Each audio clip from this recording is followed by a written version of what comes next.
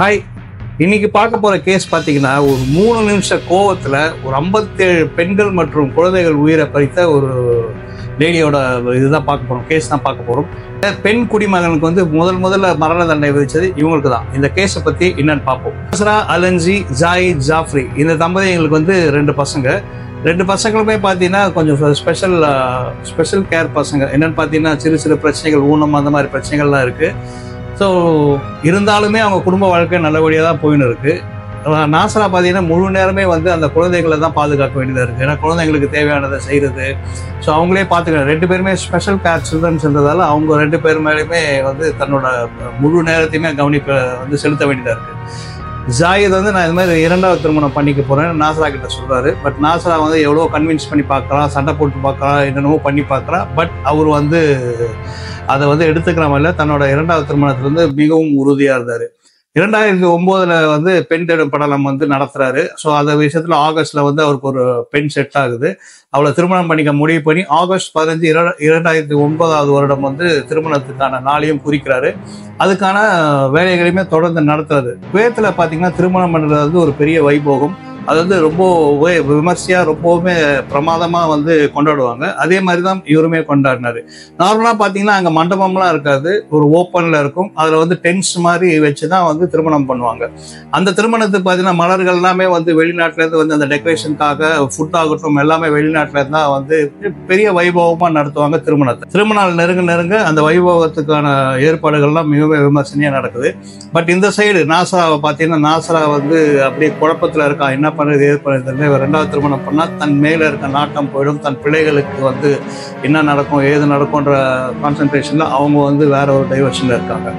15 August 2009 நெருங்குது. திருமண நிகழ்ச்சியுமே வைபவமாக start ஆகுது. அன்னைக்கு சாயங்காலம் பார்த்தீங்கன்னா அந்த டென்ட்ஸ் ஃபுல்லாக மக்களாக இருக்காங்க. ஸோ திருமண நிகழ்ச்சி வந்து ரொம்ப வைபவமாக நடக்குது. அங்கே டென்ட்ஸ் பார்த்தீங்கன்னா ஒரு ஆண்களுக்கான தனி டென்ட், பெண்களுக்கான தனி டென்ட். ஏன்னு பார்த்தீங்கன்னா பெண்கள் வந்து கொஞ்சம் சுதந்திரமாக அந்த பருதா இல்லாமல் அவங்களுக்குள்ள டிஸ்கஷன்ஸ் பண்ணிக்கலாம்னு சொல்கிற மாதிரி அதுக்காக அவங்களுக்கான ஒரு தனி டென்ட் இருக்கும். அந்த டென்ட்டில் மணமகள் ப்ளஸ் அந்த உறவினர்கள், சொந்த பந்தங்கள் எல்லாமே வந்து அந்த டென்ட்டில் இருப்பாங்க. ஒரு 8:30 மணி 9 மணி வாக்கில் பார்த்தீங்கன்னா ஒரு பயங்கரமான அலறல் சத்தம். என்னன்னு பார்த்தீங்கன்னா மணமகளோட டென்ட் பற்றி எரியுது. இந்த டென்ட்ல இருக்கிற ஒரு பெரிய விஷயம் என்னன்னு பார்த்தீங்கன்னா உள்வழியும் சரி வெளிவழியும் சரி ஒரே ஒரு என்ட்ரன்ஸ் தான் இருக்கு. எல்லாருமே இந்த பீதியில எல்லாருமே வெளியே ஓடி வர பார்க்குறாங்க. அந்த ஒரு வழியாக தான் வரணும். அவங்க வர ஸ்டாம்பேஜ் நடந்து பல பேர் இருக்காங்க. இமீடியட்டாக 46 பேர் வந்து ஹாஸ்பிட்டலில் போய் அட்மிட் பண்ணுறாங்க. இன்னும் மேலும் பல பேரை வந்து ஹாஸ்பிட்டலுக்கு வந்து எடுத்துன்னு போயின்னு இருக்காங்க. தீ மலவன பற்றி கொண்டது ஒரு 3-4 நிமிஷத்துல எல்லாமே முடிஞ்சிருச்சு. இந்த தீ எப்படி ஏற்பட்டது, இந்த குவைத் போலீஸ் வந்து கன்சல்டேஷன்ல எடுத்துட்டு இன்வெஸ்டிகேஷனுக்காக ஃபர்ஸ்ட் வந்து கூப்பிடுறாங்க. நிறைய பேரை வந்து விசாரிக்கிறாங்க. அதுல முக்கியமா இவங்களுக்கு நாசரா மேல நாட்டம் போகுது. நாசரா தான் பண்ணியிருப்பான்ற மாதிரியான ஒரு சந்தேகங்களுமே அவனுக்கு எழும்புது. அதனால நாசராவை வந்து விசாரணைக்கு அழைக்கிறாங்க. ஒரே டென்ஷனா வந்த நாசரா, விசாரணைக்கு பயங்கர டென்ஷனா வந்த நாசரா வந்து சொல்றா, இந்த மாதிரி வந்து என் கணவர் வந்து 2வது திருமணம் பண்ணிக்கிறதுல எனக்கு விருப்பம் இல்லை. பெட்ரோல் வாங்கின்னு வந்து முழுசா அந்த டென்ட் முழுசா ஊத்திட்டு நான் பற்ற வச்சுட்டேன், அதுதான் இந்த தீன்னு அவங்க வந்து ஃபர்ஸ்ட் இன்வெஸ்டிகேஷன்ல வந்து சொல்றாங்க. ஸோ அது ஒன்றுமே கான்க்ரீட்டாக எதுவுமே எவிடன்ஸ் இல்லாதனால 2வது இன்வெஸ்டிகேஷனை வந்து கொஞ்சம் தள்ளி போடுறாங்க. 2வது இன்வெஸ்டிகேஷனுக்கு வராங்க. 2வது இன்வெஸ்டிகேஷனில் வந்து அப்படியே பல்ட்டி அடிக்கிறாங்க. என்னன்னு பார்த்தீங்கன்னா நான் பண்ணவே இல்லை. அதே மாதிரி எல்லாருக்கிட்டையுமே வந்து என்ன சொல்றாங்கன்னா, என்னை வந்து போலீஸ்காரங்க வந்து மிரட்டினாங்க. அதை மிரட்டினதுல பயந்து தான் நான் பண்ணதான் நான் ஒத்துக்கிறேன். பட் ஆனால் நான் பண்ணலை அப்படின்னு அவங்க சொல்றாங்க. இந்த சமயத்துல தான் பாத்தீங்கன்னா ஒரு பெரிய துருப்பு கிடைக்குது போலீஸ். ஒரு ஏஷியன் ஒர்க்கர், நாசரா கிட்ட வேலை செய்யற ஒரு ஏஷியன் பொம்பளை அவங்க வந்து சொல்றாங்க, இல்ல நான் நாசராவை பார்த்தேன், நாசரா வந்து ஊத்திட்டு இருந்தாங்க, ஏதோ கேன் வச்சு ஊத்திட்டு அவங்க தான் கொளுத்துனாங்கன்னு ஒரு முக்கியமான எவிடன்ஸ் வந்து அந்த லேடி கொடுக்குறாங்க. அதுக்கு வந்து நாசரா என்ன சொல்றாங்கன்னா, நான் வந்து மந்திரிச்ச தண்ணியை தான் ஊத்தினேன், ஒரு பிளாக் மேஜிக் பண்றதுக்காக தான், இந்த திருமணத்தை வந்து நிறுத்தணுன்றதுக்காக தான் நான் பண்ணேன்ங்கிற மாதிரியான விஷயங்கள் எல்லாமே வந்து நாசரா சைட்ல இருந்து சொல்றாங்க. இருந்தாலுமே முக்கியமா ஏஷியன் வேலைக்காரி சொன்னது முக்கியமான பாயிண்ட் எடுத்து நாசரா வந்து அரெஸ்ட் பண்றாங்க. கோர்ட்டுக்கு எடுத்து போய் நிக்க வைக்கிறாங்க. கோர்ட்ல விசாரணைகள் நடக்குது. நாசரா வந்து முன்னுக்கு பின் இதே விஷயங்கள் தான் சொல்றாங்க. பட் ஆனா அவங்க தான் கொடுத்துனாங்கன்றத ஆணித்தரமா சொல்றாங்க. ஏஷியன் அந்த உமன் வந்து ஆணித்தரமா சொல்றாங்க, அவங்க தான் கொடுத்துறாங்க, நான் என் கண்ணால பார்த்தேன்னு சொல்லி அவங்க மிகவும் ஆணித்தரமா வந்து சொல்றாங்க.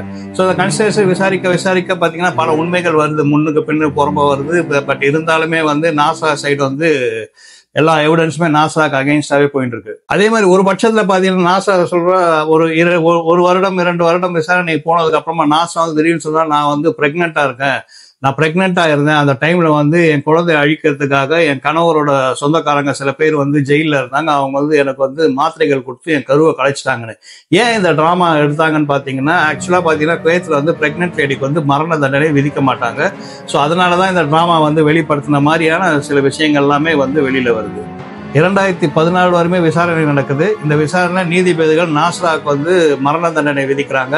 57 குழந்தைகள் பெண்கள் உயிரை வந்து பலி எடுத்தது இந்த தீ விபத்து. இந்த தீ விபத்தினால 57 பெண்கள் மற்றும் குழந்தைகள் உயிரிழந்ததுக்காக நாஸ்ராக்கு மரண தண்டனை விதிக்குது கோர்ட். இருந்தாலுமே நாஸ்ரா வந்து மேல் கோர்ட்டுக்கு போறாங்க, அவங்க லாயர்ஸ் எல்லாமே மேல் கோர்ட்டுக்கு எடுத்துன்னு போறாங்க. அங்கேயுமே வந்து என்ன பண்றாங்கன்னா இந்த டெத் சென்டென்ஸை வந்து கன்ஃபார்ம் பண்றாங்க.